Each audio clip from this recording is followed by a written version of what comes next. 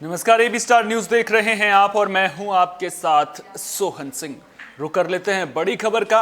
समंदर में भारत की ताकत में इजाफा देखने को मिला है। आपको बता दें कि आईएनएस विशाखापत्तनम को नौसेना के बीड़े में शामिल कर लिया गया है। तो नौसेना को समंदर का सरताज मिल गया है और इसे बड़ी कामयाबी माना जा रहा है। नौसेना के बीड़े में 163 मीटर लंबा युद्धपोत शामिल हो गया है। समुद्री सुरक्षा को और मजबूत करने का काम आईएनएस विशाखापत्तनम करेगा। तो बड़ी खबर हम आपको लगातार बता रहे हैं। आईएनएस विशाखापत्तनम को शामिल कर लिया गया है और समंदर में जो भारतीय सीमाएं हैं उनकी रक्षा की जिम्मेदारी अब आईएनएस विशाखापत्तनम पर भी रहेगी। इस दौरान रक्षा मंत्री राजनाथ सिंह वहां पर मौजूद थे। क्या कुछ कहा उन्होंने, चलिए वो आपको सुना देते हैं।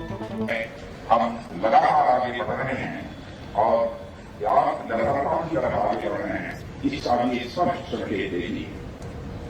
मैं इंडियन नेवी महिलाओं का शिप बिल्डर्स लिमिटेड और इस आयोजन से जुड़े सभी स्टेक होल्डर्स को अपनी ओर से हार्दिक बधाई भी देता हूँ और साथ ही मैं हार्दिक शुभकामनाएं भी देता हूँ। साथ ही मुझे बताया गया है 163 मीटर लंबा यह ship potent first class destroyer का टेक्नोलॉजिकल अपग्रेड और यह आधुनिकतम तकनीकों से युक्त state of art sensor package और वेपन के साथ यह दुनिया के most technology advance guided design destroyers में से यह एक होगा। इसमें प्रयोग किए गए सिस्टम फीचर्स न केवल आज की बल्कि भविष्य की जरूरतों पर भी पूरी तरह से खरे उतरने वाले हैं। मैं इसके बहुत डिटेल में कहूंगा नहीं जाऊंगा, लेकिन इतना मैं जरूर कहूंगा कि इसकी कमीशनिंग हमें हमारे एंशिएंट और रेडबल इंडिया की maritime power ship building skills funding के मामले में 75% है।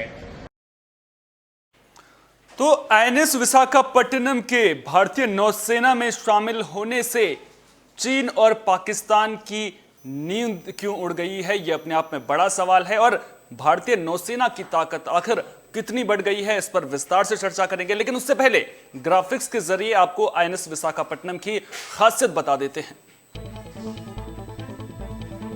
तो आप स्क्रीन पर देख सकते हैं खासियतें हम आपको आईएनएस विशाखापत्तनम की बता रहे हैं। हवाई हमले से बचने के लिए इसमें 32 बराक 8 मिसाइल से ये लैस होगा। मिसाइल सतह से हवा में मार कर सकती है। इसका इस्तेमाल विमान, helicopter, anti ship missile, drone को नष्ट करने के लिए किया जाता है। बैलिस्टिक मिसाइल, क्रूज मिसाइल और लड़ाकू विमानों को नष्ट करने के लिए किया जा सकता है। और सबसे बड़ी खासियत इसमें 16 ब्रह्मोस मिसाइल से यह लैस होगा।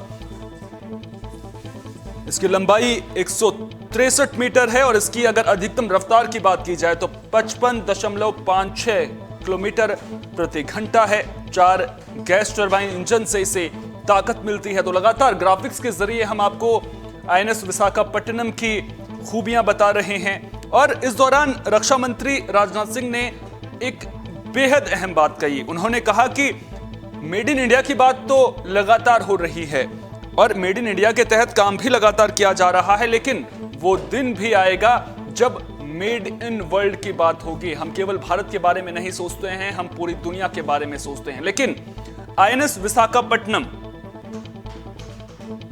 इसके नौसेना में शामिल होने का सीधा मतलब है कि जो पड़ोसी मुल्क भारत को खतरा मानते हैं, जो दुश्मनी मोल लेते हैं, उनकी नींद कहीं ना कहीं जरूर उड़ गई है। और इसकी खूबियों पर और ज्यादा चर्चा के लिए हमारे साथ जुड़ रहे हैं रक्षा विशेषज्ञ पीसी थपलियाल जी। थपलियाल जी, बहुत बहुत स्वागत है आपका एबी स्टार न्यूज पर।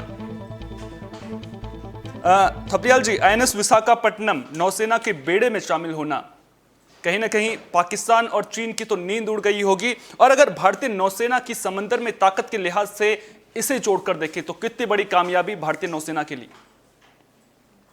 देखिए, भारतीय नौसेना हिंदुस्तान के लिए सबसे महत्वपूर्ण शक्ति है, क्योंकि आपने देखा होगा कि 1971 में जब हमने पाकिस्तान का और हिंदुस्तान के बीच में जंग छिड़ी थी और हमने बांग्लादेश को पाकिस्तान से अलग कर दिया था, जी। तो उसमें सबसे बड़ा रोल इंडियन नेवी का था। बिल्कुल। इंडियन नेवी के जो आईएनएस विराट हमारा था, वो वहां पोजीशन हो गया था और उसने जो अपना रोल अपनाया वो बहुत ही ऐतिहासिक और महत्वपूर्ण रहा, क्योंकि हमारा देश 3 तरह से दिशाओं से पूरा, एक तरफ तो बंगाल और खाड़ी है, दूसरी तरफ हिंद महासागर, और ये तमाम जो ओशियन हमारे आधा भारत की सीमाओं से हमारा जो समुद्र लगा हुआ है, ये हमारे लिए बहुत ही महत्वपूर्ण रोल है कि हम अपनी नेवी को विश्व में मजबूती दें, और तभी जो जिसका ब्लू वाटर्स में जिसका अधिकार होगा वही विश्व विजेता और विश्व का सशक्त देश हो सकता है। इन चीजों को ध्यान में रखते हुए लगातार हमने अपनी नेवी को मजबूत किया है, अपनी आर्मी को मजबूत किया है, अपनी एयरफोर्स को मजबूत किया है। लेकिन जो कल एक डिस्ट्रॉयर जो आईएनएस विशाखापट्टनम हमारी नेवी के पेड़ों में जुड़ा है, तो निश्चित रूप से वो एक बहुत बड़ी ताकत, क्योंकि आईएनएस विराट और आईएनएस विक्रांत के रिटायर होने के बाद हमें एक कमी महसूस हो रही थी कि एक ऐसा सशक्त पोत हमारे पास हो। बिल्कुल, कहीं ना कहीं अब तक जब भारतीय नौसेना की बात होती थी तो आईएनएस विराट की बात होती थी, आईएनएस विक्रांत की बात होती थी, और जब ये दोनों रिटायर हो गए थे तो उसके बाद कहीं ना कहीं चिंता बढ़नी लाजमी भी थी, और अब आईएनएस विशाखापट्टनम भारतीय नौसेना के बेड़े में शामिल हो गया है। तो अगर इसकी खासियतों के बारे में बात करें, इसमें ब्रह्मोस मिसाइल से ये लैस होगा, इसके अलावा जो ये हवा में मार कर सकता है, तो इसकी खासियतें जो है इसको कहीं ना कहीं जो बाकी वो है नौसेना के हथियार हैं उनसे अलग बनाती हैं, खास बनाती हैं। देखिए, वैसे तो हमारे जैसे जो हिमगिरी, उदयगिरी गिरी टाइप जो हमारे वेस्टर्न फ्लीट था, और उससे पहले जो हमारा पेटिया जो रशियन ब्रिगेड भी हमारे पास रहा पोतों का, और उन्होंने बहुत ही अच्छी तरह से उस समय बहुत ही यूजफुल रहे। लेकिन इस समय जो सबसे बड़ी खासियत है कि हमारे हिंदुस्तान से बना हुआ ये युद्धपोत वास्तव में एक सेल्फ डिपेंडेंसी का भी रास्ता खोलता है, क्योंकि हमारी स्वयं की मिसाइलें, और समय हम हमेशा डिपेंड रहते थे, जब हमारी मिसाइलें हम सी में जाते थे तो विदेशी मिसाइलों को यूज करने में हमें चिंताएं बड़ी रहती थी, क्योंकि एक भी मिसाइल अगर मिसफायर होती है तो वो बहुत बड़ा सेटबैक होता है। अगर एक भी मिसाइल का स्पेयर पार्ट हमें समय पर न मिले तो वो हमारे लिए बहुत कमजोरी का एहसास महसूस होता है। लेकिन अपने देश में बनी हुई ब्रह्मोस मिसाइल, और उसके ऊपर जो हमने इस युद्धपोत में surface to surface missile, surface to air missile, और इसमें रॉकेट जो हम अंडर वाटर जो हमें पनडुब्बियों का खतरा रहता है, आपको मालूम होगा कि 71 की लड़ाई में हमने अपना एक युद्धपोत आईएनएस खुकरी को खोया था, तो उस समय एक पाकिस्तान की पनडुब्बी जो छुपी हुई थी और उसने हमारे युद्धपोत पर अटैक किया था, तो उस समय अगर हमारे पास ऐसा रॉकेट होता जो आज हमारे आईएनएस विशाखापट्टनम में लगा हुआ है, तो निश्चित रूप से उस पनडुब्बी को हम वहीं पे डिस्ट्रॉय कर सकते थे। लेकिन उस समय हमारी ये कमजोरी रही, जो धीरे धीरे आज एक मजबूत ताकत के रूप में कि हम अंडर वाटर भी अपने दुश्मन को मार सकते हैं, हम अपने दुश्मन को सामने से आते हुए भी मार सकते हैं सरफेस टू सरफेस मिसाइल से, और हम अपने हवाई जो तरफ से जो हमारा दुश्मन अटैक करेगा सरफेस टू एयर मिसाइल से। बिल्कुल, कहीं ना कहीं एक अच्छे देश की खासियत यही होती है कि जो पहले कमजोरियां थी उनको ताकत में कैसे बदलना है, और भारतीय नौसेना की अगर बात की जाए तो जिस तरह से आईएनएस विशाखापट्टनम भारतीय नौसेना के बेड़े में शामिल हुआ है, तो किस तरह से भारत ने अपनी कमजोरी को अपनी ताकत में बदला है, यह भी इसका जीता जागता उदाहरण है। आपने आत्मनिर्भर भारत की बात कही है, नौसेना जो है लगातार इस दिशा में काम कर रही है। नौसेना को लेकर के अभी जब चीन से समंदर में जिस तरह से चीन अपनी आंखें गड़ाए हुए बैठा हुआ है, तो 6 सबमरीन बनाने की दिशा में भी तेजी से काम चल रहा है। अच्छा, चीन और पाकिस्तान के संदर्भ में मैं आपसे समझना चाहूंगा, चीन किस तरह से पूरा कब्जा करने की कोशिश कर रहा है, समंदर में अपनी ताकत बढ़ाने की कोशिश कर रहा है, और ये केवल भारत के लिए नहीं बल्कि पूरी दुनिया के लिए लगातार खतरा बना हुआ है। तमाम अंतर्राष्ट्रीय देश इसको लेकर के चौकस भी हैं, जिस तरह से ऑकस का गठन किया गया था हाल ही में। अब भारत इस दिशा में भारत के द्वारा उठाए गए कदमों को उन्हें किस तरह से देखते हैं आप चीन के संदर्भ में? देखिए, पूरे विश्व की नजर भारत पे है, क्योंकि जिस तरह से अपनी हरकतों से बाज नहीं आ रहा चीन, जिस तरह से चीन ने पूरे चीन सागर में अपना बेड़े जगह जगह इसने अपने ऐसे डिफेंस के सेटअप तैयार कर दिए हैं चारों तरफ, जिस तरह से इन्होंने पाकिस्तान और हमारे जो श्रीलंका है और जो कई टापू हमारे हिंद महासागर में है, उन टापुओं में चीन लगातार अपना विस्तार करता जा रहा है। उसी तरह जिस तरह से आज लद्दाख की तरफ से चीन हमारे तिब्बत की साइड से हमको घेरने की कोशिश कर रहा है, इन तमाम चिंताओं को लेकर आज विश्व का, अगर अमेरिका भी अगर रात में अगर चिंता करता है कि किस तरह से चीन अपना विस्तारीकरण कर रहा है, तो उसपे सबसे पहले भारत का सहारा नजर आता है। इसलिए भारत ने अपनी योग्यता के मुताबिक अपने सैनिकों के, अपने पेड़ जो हमारी नौसेना है उसका जो तरह से हमने विस्तार किया है, और वो भी सेल्फ डिफेंस, सेल्फ डिपेंडेंसी के आधार पर हमने किस तरह से हम, क्योंकि आपने देखा होगा कि इन्होंने एक सीधा सीधा रोड जो लैंड से कनेक्ट कर दिया है चीन पाकिस्तान को, और वो कॉरिडोर बनाते हुए सीधा अरब कंट्रीज में जा रहा है चीन, और उसको अगर हम बीच में बाधा बन रहे हैं तो चीन खिंचा रहा है, और खिंचाने के साथ वो हमारे लद्दाख में अपनी हरकतों से बाज नहीं आ रहा है, और वही हरकतें ये अगर समुद्र में हमने अलाउ किया तो निश्चित रूप से पूरे विश्व को एक खतरा होगा। इसलिए हम लोग पूरे विश्व के लिए बहुत ही महत्वपूर्ण देश बन चुका है भारत, और भारत अपनी जिम्मेदारी को बखूबी से निभा रहा है, क्योंकि वो शांति का दूत है। उसने कभी भी दूसरे की जमीनों पर कब्जा करने का कभी नहीं सोचा। भारत ने कभी दूसरे की जमीन पर कब्जा करने का नहीं सोचा है, लेकिन अगर किसी ने भारत की जमीन की तरफ आंख उठा करके भी देखा है तो भारत ने उसका भी करारा जवाब दिया है। अच्छा, चीन का खिसियाना तो बनता है, चीन का खिसियाना तो बनता है, क्योंकि लद्दाख में दुनिया की सबसे ऊंची सड़क बना दी। अब चीन में भारत अपनी ताकत, माफ कीजिएगा, समंदर में भारत अपनी ताकत लगातार बढ़ा रहा है, तो चीन तो बौखलाएगा ही इससे, क्योंकि चीन तो यही चाहता है कि समंदर में उसकी ताकत बढ़े, ताकि वो जो दुनिया की सबसे बड़ी शक्तियां हैं उनसे आगे निकल पाए, जिस तरह से उसने 2049 तक अमेरिका से आगे निकलने का लक्ष्य रखा हुआ है। तो चीन तो खिसियाएगा ही इससे। बिल्कुल, इसीलिए ऑस्ट्रेलिया, इंडिया और अमेरिका नॉर्मली आपस में उन्होंने सहयोग बनाया है।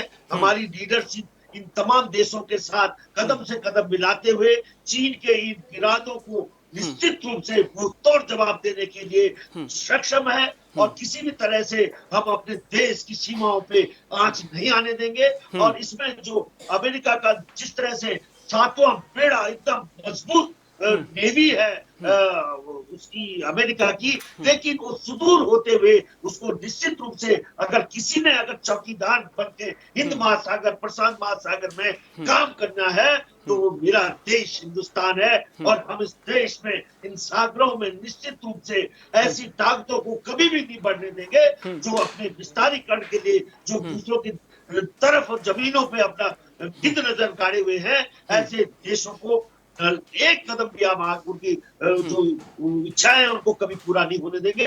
और जो जिस तरह से हमारे बगल में पाकिस्तान बैठा हुआ है, और पाकिस्तान के साथ जिस तरह से अफगानिस्तान की आज सिचुएशन क्रिएट हो गई, वहां पे तालिबान आ चुका है, इन तमाम चीजों पे हमारी पैनी नजर है, और पैनी नजर होते हुए हम अपनी शक्ति को भरपूर रूप से आगे बढ़ा रहे हैं और विस्तार कर रहे हैं, और इसमें आईएनएस विशाखापट्टनम एक मजबूत युद्धपोत की तरह, एक मजबूत डिस्ट्रॉयर की तरह हमारे पास आ गया है, और नेवी का सीना चौड़ा होते हुए एक मजबूत ताकत उसकी। तो बिल्कुल जो नौसेना है उसकी ताकत और भी बढ़ गई। एक अहम सवाल आपसे लेना चाहूंगा, लगातार आपने भी आत्मनिर्भर भारत का जिक्र किया है। दरअसल अभी तक क्या होता था कि हमें जवान जो हमारे होते हैं उनकी वर्दी तक के लिए दूसरे देशों पर निर्भर रहना पड़ता था।